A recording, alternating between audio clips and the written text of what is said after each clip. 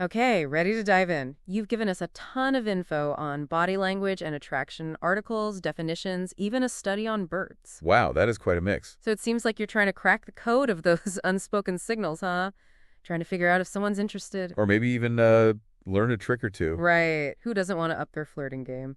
Well, buckle up because today we're taking a deep dive into 7 key body language signs of attraction. 7. 7. Starting with... Starting with, of course, the eyes, windows to the soul, and the face. We all know dilated pupils can be a sign of interest, right? Yeah, definitely. But did you know it's basically like your body saying, hey, I want to see more of you? Yeah, that makes sense. Like it's a way of taking in more of someone's presence. Pretty cool, huh? It is, although, you have to be careful because dilated pupils can also mean other things like surprise or even fear. Oh, that's right. So you can't just rely on one thing. You got to look for clusters of signals, like a genuine smile. Yeah. With those little crinkling around the eyes, that's a much stronger indicator of attraction than just like a polite smile. Totally. It's like Ryan Gosling in La La Land, right? That smoldering gaze. Okay, so moving on to head tilts and preening. Ladies, this one's for you. Ooh. A slight head tilt during a conversation can actually signal interest subconsciously. Interesting. And then there's preening, adjusting your hair, checking your clothes, that little glance in the mirror. It's not just about vanity. It's about presenting your best self, showing you care. Absolutely. It's like saying, hey, I care how I look to you. Exactly. And it's not just a female thing either. Men preen, too, when they're attracted to someone. Right. Totally. Which, speaking of, your research actually mentioned birds doing this, too, and they actually call it preening as well. Wow, I didn't know that. It's all about keeping their feathers in tip-top shape. So whether you've got feathers or a fresh haircut, that instinct to put your best foot forward, the universal language of attraction. Pretty cool. I know, right? Okay, let's talk body orientation in space. Even if someone isn't right next to you, their body can still reveal a lot. Like what? Like if their feet are pointed towards you, for example. Oh, okay. Could mean they subconsciously want to be closer, even if they're still talking to someone else. And if they're getting closer than usual, entering your personal space bubble definitely suggests comfort. And maybe something more. True, although, personal space can vary a lot depending on culture. Oh, that's a good point, yeah. So what's considered close in one culture could be totally different somewhere else. Yeah, like those travel guides that tell you not to hug people in certain countries. All right, let's move on to touch and mirroring. We all know a light touch can be a powerful flirtation tool.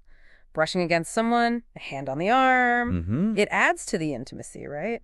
But what about mirroring? Have you ever noticed that? Oh, yeah. Mirroring is fascinating. It is. So that's when you subtly mimic someone's posture or gestures. Right. And it's actually a subconscious sign of connection and a desire to bond. Wow. So like if I cross my legs and they do the same, that could be a good sign. Yeah, potentially. It's like your bodies are unconsciously getting in sync, dancing to the same tune. I like that. Yeah, and the cool thing is that mirroring can actually create a sense of liking and rapport. Whoa, really? Yeah, it's like saying we're on the same wavelength without actually saying it. Okay, time to talk about the stuff that makes you blush. Literally, those physiological responses, blushing cheeks, faster breathing. Ooh, yeah, those are the giveaways. You can't always control them. Nope, it's your autonomic nervous system kicking in, just like when you're excited or nervous. Right. It's that rush of adrenaline. It's like that scene in Pride and Prejudice when Mr. Darcy can barely speak. He's so flustered by Elizabeth. Okay, up next, laughter and playfulness. We know laughter is contagious, but it's also a key element of attraction. Why is that? Well, think about it. Laughter is a sign of happiness, of joy. And we're naturally drawn to those emotions. When you laugh with someone, you're building a connection. Yeah, you're sharing an experience. Exactly. And that could be the foundation for something more. It's like you're creating an inside joke, a secret language just between the two of you. Okay, last but not least, open versus closed body language. Why is open body language so important when it comes to attraction? Well, it's simple. Open body language, like facing someone directly, arms uncrossed, those visible palms. Right. It shows you're approachable and interested. It's an invitation to connect. Right, and closed body language. That can signal all sorts of things. Discomfort, nervousness. Or maybe they're just not that into you. Right. It's important to pay attention to how their body language changes over time, though. Do they relax? Do they open up? Yeah. That's a good indicator of whether they're becoming more comfortable and attracted. It's like their body is literally opening up to the possibility of something more. Exactly. So we were just talking about those peacocks, right? Showing off to attract attention. Yeah, and it's interesting how that kind of behavior, that competition, it can really ramp up those preening behaviors. It's like we're all subconsciously trying to, I don't know, stand out from the flock, just like those peacocks. I like that analogy, yeah. So, okay, we talked about how women will do things like flip their hair, toss their head back, that kind of thing. Right, the classics. Classic moves. But what other preening behaviors should we be looking out for? What are some of the more, I don't know, subtle signs? Well, one that's kind of interesting is lip licking or biting. Oh, really? Yeah, it can actually be a way of drawing attention to the lips, which, is a pretty key erogenous zone. Oh, okay, yeah. So it's like a nonverbal way of saying, hey, look at me. Exactly, and you'll often see it, like, along with other signs of attraction, like dilated pupils or a little bit of blushing. Right, right. So it's all about looking for those clusters of signals, piecing together the puzzle. Exactly. Okay, what about men? Are there any preening gestures that kind of stand out for them as particularly flirtatious?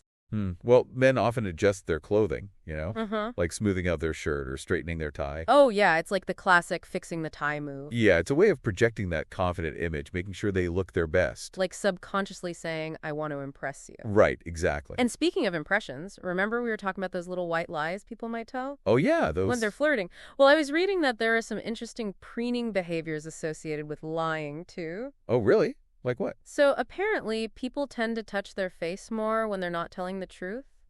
Interesting. It's like subconsciously they're trying to mask their discomfort. Trying to hide something? Exactly. So like if someone is telling you some story about their amazing accomplishments and they're rubbing their nose or touching their chin. Could be a sign. Yeah, it could be a red flag.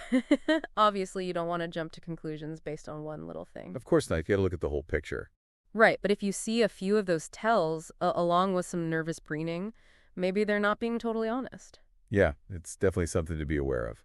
This is so fascinating. I feel like I'm seeing the world in a whole new light now. Me too. Noticing all these little things I never would have before. It's like learning a secret language. Totally. Okay, so we've covered eyes, head tilts, preening, body orientation, all those physiological responses. What else? What other aspects of attraction can we unlock through body language? Well, we touched on touch a little bit, but I think it's worth diving a bit deeper into that. Yeah, okay. Touch is such a powerful thing, especially when there's that spark of attraction. Definitely. And even just a light touch on the arm, a brush of the hand, Mm-hmm. those could be super flirtatious. Right. Especially when it lingers a little longer than you might expect. Yeah, it's like a little bolt of electricity. Totally. And then the location of the touch can be really telling too. Oh, interesting. So like a touch on the arm versus, say, the lower back. Exactly. A touch on the lower back is definitely more intimate, usually something you only do with someone you're really comfortable with. Right. And then, of course, there's hand-holding, Oh, yeah, hand-holding. That's a big one. the classic sign of connection. It's like all those different levels of touch, they're like chapters in the story of attraction, right? I love that. Yeah. You start with that initial spark, the tentative touch on the arm, and then as things heat up, The touches become more frequent. more frequent, more intimate. Exactly. It's like each touch is a step closer, building that anticipation. Oh, I like that. Okay, so we talked about touch, but we also mentioned mirroring earlier. How does that play into attraction? Why is it so powerful? Well, when you mirror someone's body language, it's like you're saying, hey, I'm on the same wavelength as you. I get you. Right. And that creates a sense of harmony, a sense of rapport. Right, like that feeling when you just click with someone. Exactly. And we often do it without even realizing it, when we're attracted to someone. Wow, really? Yeah. But the cool thing is you can actually do it consciously, too. Wait, so if I want to let someone know I'm interested, I can try mirroring their body language. Exactly. It's a really powerful way to build that connection. So like subtly copying their posture, their gestures, even their tone of voice. Exactly. You just got to be subtle about it. Right, right. Don't be too obvious. Yeah, you don't want to be a copycat. Right, it's about finding that balance. Exactly. Okay, so we've covered touch, mirroring. What other body language cues can help us navigate this whole attraction thing? Well, remember we were talking about those physiological responses like blushing and dilated pupils? Yeah, yeah. Well, there's another interesting aspect to those reactions. Oh, really? Like what? So it turns out those involuntary responses can actually make you more attractive. Wait, what? So like if I'm blushing, my heart's racing, that actually makes me more appealing. It can't, yeah. I always thought those were signs of nervousness, like making me seem less confident. Well, yeah, I mean, they can be that too, but think about it. Okay. Those physiological responses are signs of excitement, of arousal, which are also emotions associated with attraction. Oh. So it's like those outward signs of what's going on inside, they actually amp up the attraction. So those blushing cheeks, the slightly breathless tone. Could be working in your favor. Wow, that is counterintuitive. It is. But it's like nature's way of adding fuel to the fire, Huh. That's fascinating. So those little signs of vulnerability, of excitement, They can make you more appealing. it's like those imperfections actually make you more, I don't know, human, More relatable. more relatable, and ultimately more attractive. Exactly. It's about embracing those authentic reactions, you know. Okay, so we've covered preening, touch, those physiological responses. Where do we go from here? Well, we've looked at all these individual cues, right? Yeah. But now I think it's time to talk about how they all work together. Okay, yeah, I like that. It's like we've been looking at all the ingredients, but now it's time to actually bake the cake. Exactly. So let's see what kind of delicious creations we can come up with. Okay, so we've spent all this time breaking down the individual signs. Like, is someone preening? Are they touching their face? Do their pupils look huge? It's like we've been looking at all the pieces, but now we need to actually put the puzzle together, right? Yeah, exactly. It's not just about seeing one thing. It's about how all those signals work together to tell the story. Right. So how do we go from spotting those little things to actually, like, reading the whole, I don't know, the whole symphony of attraction? What should we be paying attention to? Hmm.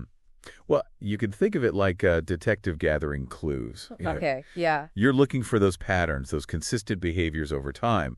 Do they keep making eye contact? Do they find ways to touch you, even if it's just a little brush? Mm-hmm. Are their feet pointed towards you, even if they're talking to someone else? It's like those crime dramas where they pin all the photos and evidence on a big board trying to connect the dots. Exactly. You're looking for the bigger picture.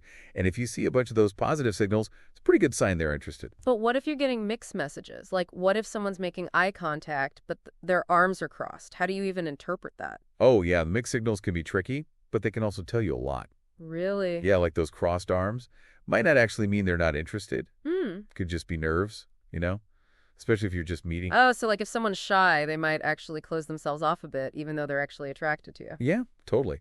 Which is why it's so important to see how their body language changes over time. Right. You know, as you talk more, do they start to relax? Do they open up? Yeah, yeah. It's like watching a flower bloom. At first, it's all closed up, but then it warms to the sun and opens up. I like that. So you're looking for that shift, you know? Again, so we've talked about consistency, about figuring out mixed signals. Any other tips for decoding the whole attraction thing? Yeah, I think the most important one is trust your gut. Hmm. Your intuition can pick up on a lot of subtle things, Right. things you might not even consciously notice. So if you feel that spark, even if their body language isn't super clear, Hmm. don't ignore it. Yeah, trust those butterflies. If you think there's something there, go for it. Exactly. And remember, communication goes both ways, you know? So don't be afraid to send out your own signals. Right. Smile, make eye contact, lean in a little. Use that open body language. It's like they say, you miss 100% of the shots you don't take. Ha! If you're feeling it, let it show. But obviously, be respectful of their boundaries and how they respond. Absolutely. Good point. Well, I think that about covers it for our deep dive into the language of attraction. Any final thoughts? Yeah, actually, I was just thinking about that whole mirroring thing. Oh, yeah? Do you think if you subtly mirror someone's body language, it could actually make them more attracted to you?